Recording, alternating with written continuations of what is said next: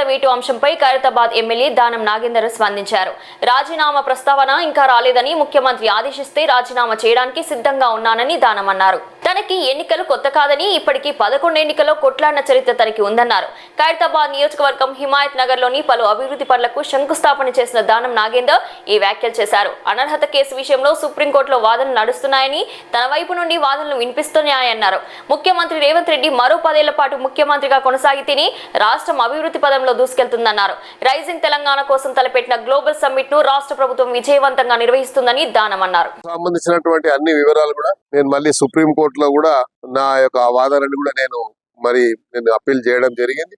అది ఇంకా కోర్టులో పెండింగ్ ఉంది కాబట్టి సుప్రీం కోర్టులో ఉంది. అదే విధంగా స్పీకర్ గారి దగ్గర ఉంది. నేను మళ్ళీ సుప్రీం కోర్టు కూడా నా ప్రత్యేకంగా కూడా నేను కూడా అప్పీల్ కావడం జరిగింది. సందర్భాన్ని బట్టి అది నిర్ణయం తీసుకుంటాం. ఇంకా దాని గురించి ఏం చర్చ జరగలేదు. మరి ముఖ్యమంత్రి గారు అందరూ ఆలోచించిన తర్వాత అలాంటి పరిస్థితి వచ్చినప్పుడు నేను ఎన్ని ఎలక్షన్లు కొట్లాడినా మీకు తెలుసు, ఇప్పటి వరకు సుమారు 11 ఎలక్షన్లు కొట్లాడాను. ఎలక్షన్ కు నాకేం కొత్త కాదు, ఫైట్ చేయడం నాకేం కొత్త కాదు. ఫైట్ చేయడం, గెలవడం అనేది నా రక్తంలోనే ఉంది.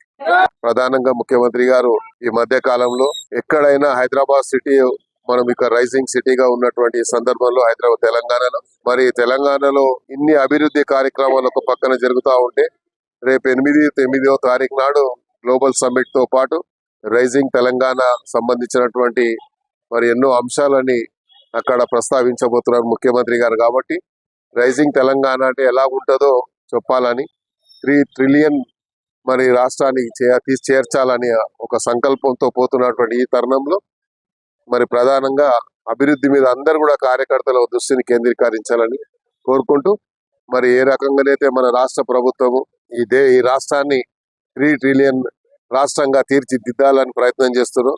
మనం కూడా అందరూ అందులో భాగస్వాములై మరి గ్లోబల్ సమ్మిట్ కు వస్తున్నటువంటి ప్రతినిధులందరికీ, పెట్టుబడి పెట్టడానికి వస్తున్నటువంటి మల్టీనేషనల్ కంపెనీలకు కూడా మేము మనస్ఫూర్తిగా స్వాగతం పలుకుతాం.